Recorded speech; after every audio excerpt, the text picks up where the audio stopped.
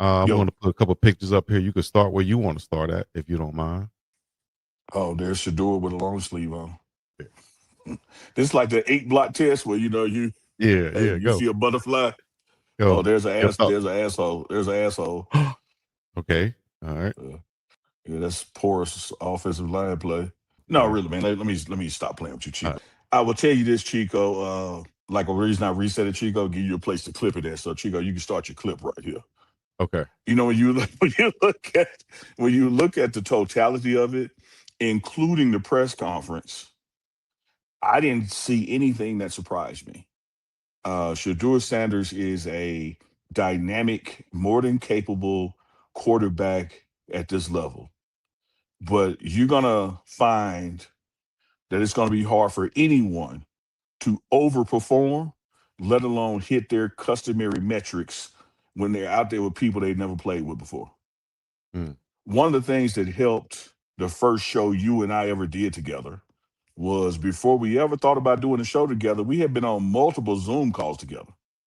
Like we had formed some degree of relationship and chemistry before we did the first show. And even when we did the first show, it wasn't as good as the fifth one, and the fifth one wasn't good as the 10th one, and the 10th one wasn't good as the 20th one, because you have to learn how to work with people. And here's a guy thrown into a situation due to injury who everybody out there is with the ones, and he ain't never played with none of them. He's never gotten a snap from that center before. yeah. Like, forget throwing the ball, handing the ball off. I've never even received a snap from this center before. And so when you look at the numbers, the performance, the outcome, again, like I always do, is the arrow pointing up. If that's the performance I can get from a guy who's never gotten to practice with the ones, and we have to assume because of concussion protocols, it's hard to pass those in a week. We have to assume he's going to play next week. Mm-hmm. That gives him a full week of practice and film with the ones, et cetera, et cetera, et cetera. Just like we talked about you, I'm only looking for this to get better. Yeah. Because you put a guy in a situation where how much more can you expect than what you got? Uh, Timing, rhythm, communication, all those things. And I really enjoyed his post game press conference. yes. Really enjoyed that. True professional, gentleman, statesman. I love when he showed his appreciation for everybody that cheers for him in the stands with the jerseys. He said, "Man, but however, let me say this. Mm, I'm paraphrasing. mm-hmm. When y'all in the stands cheering for me to go in, that ain't helping Dylan. That ain't helping this team. And I don't want to be a distraction, even though it's not me. I want to be supportive. Like when he's in the game, we need to be behind him. Mm-hmm.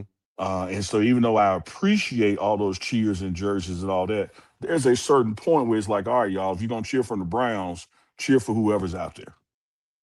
And for him to have that kind of attitude as the backup, and when asked about his play, it was like, man, we didn't win, so it wasn't good enough.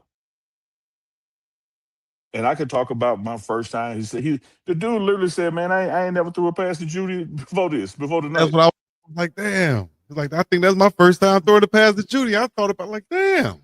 That's Yeah, I really mean this showing that. this this dude been with the Browns since April. Right. It's November, and he ain't never Wow. threw a pass to wide receiver one before until tonight. So I Damn. say, even though you could look at the numbers and there were 3 drops, but even if you give those 3 drops and make them completions, he's still around 50, 55%. That's well below his standard. Shadeur is a 75, 80% guy completion rate. You could attribute, the sacks and interceptions to lack of line communication or lack of line play. Like you could come up with a if, but, this, then, the other for all of this. And I know Shadeur is not that kind of guy, and I won't be that kind of guy on his behalf. I'll just Mm, look at the totality of what it is, and what it is, it's like, damn. Just think if he actually got to practice with him. yeah. Dylan, before he was taken out of the game, 7 of 10, 68 yards on the night. Um, looked like classic what he's been doing all. I think his highest total was 220 yards versus the Steelers. Since then, he hasn't passed over 200 yards in the ball game. Shedeur Sanders came into the game, went 4 of 16, 47 yards, one interception. He did rush for a first down and a couple of other rushes, but it showed some good spots. I thought he completed that pass to Harold Fanning Jr. over the middle, stepped up in the pocket, threw it over the second level of defenders in front of the DBs also, and great catch by Fanning Jr. That pass that could have been a touchdown to number 84, his name a Leverturn, I think his name is Leverdan, and just a great play by the DB, who's a former Colorado Buffalo, had his hand right there. This is a great play by the DB, nonetheless. Wide receiver got his hands on the ball. One that he probably will want back was the one where he scrambled and rolled out, and he had a receiver in the end zone. He kind of just overshot him. I think he would want that one back. He would put that one on himself. But other than that, I think he has some down plays here, has some good plays there. I think Shedeur Sanders, like you said, practice with the first team this week.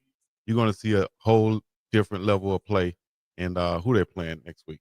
It doesn't even matter. I think his play is going to be up, based off of just practicing with the first team. And I'm looking forward to it, just to say the least, man.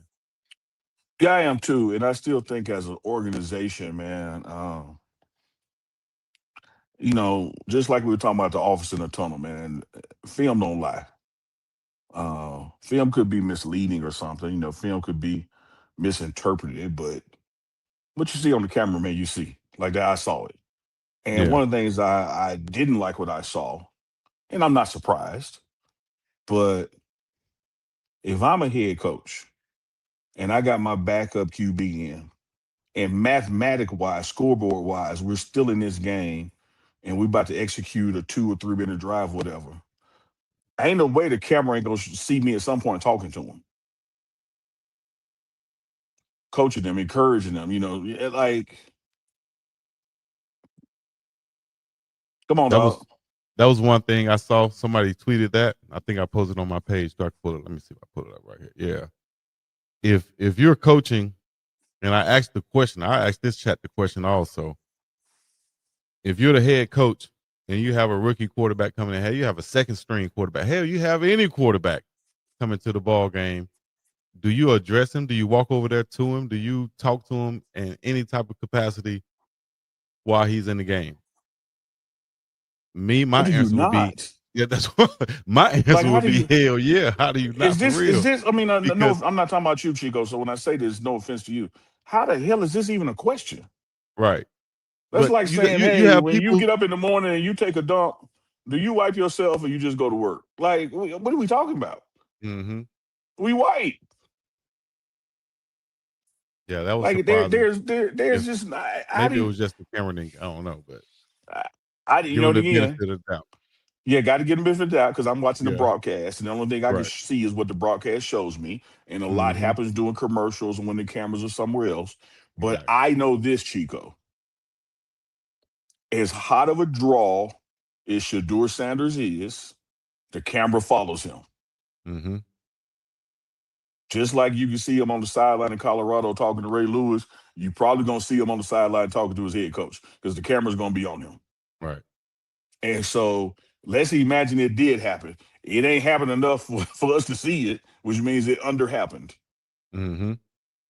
Because between uh timeouts, TV timeouts, changes of possession, at some point I'm gonna be by this dude. At Yeah. some point you're gonna see me with my hand on his shoulder or giving him a back pat or something. Something, dog. Something. I'm right here for you. I got you. I'm in your face. That's something, dog. Say something to me. And see, like the problem with situations like this, from a coaching or management standpoint, and I'm not talking about when Shadeur was QB3. I am particularly talking about when he was QB2. This is a violent collision sport. At any moment, somebody can get hurt. So you should always build in reps for the number two at every position so that their Right. first rep is not a game rep. That's it, dog. And the That's fact like that one on that one, hadn't, Uncle Neely. I mean, you have to do it, Chico. Yeah. Like you have to do it. And I don't care if it's the linebackers. I don't care if it's the punter, the kicker. Because people get hurt, people stub a toe, people slip in the locker room. If you're going to be my number two, I have to find time in practice for you to get reps, even if it's just three of them. And what got me was he said, he said, we use all the power that we have. I'm paraphrasing here too, to put our rookies in the best situations. I'm like, you have all the power. You're the head coach. You can't say, hey, Rook, get in there for the last rep on, Well, on with the ones. let's Or take hey, your pair. we got a Let me guy, let me. got a guy And down, go in. I hate to go down this road because I'm not a Stefanski fan and wouldn't want to do anything to defend him. If Mm, that's the proper term. If I'm taking your paraphrase literally, sounds like to me he telling me the owner told me don't do it. The general manager told me don't do it. Because when he say I'm doing everything in my power to make sure rookies blah blah blah blah blah, and you don't see it happening, sure, maybe it's not within his power. yeah. Again, and again, I'm not. That ain't me trying to defend. That's me responding to your paraphrasing of what he said. But I would just say this, and we talked about it on the morning run on Friday. Take Shedeur Sanders' name out of it. Play like he's not a Sanders. Play like he ain't Shedeur. You have an obligation to the other 52 men on that roster to put your best foot forward. And when you're evaluating your QB1 or linebacker one or free safety one, I don't care who it is, when you're evaluating your one, you have to say, okay, what is the likelihood of him growing to where we need to be, Yeah. or versus the likelihood of us winning the way he is?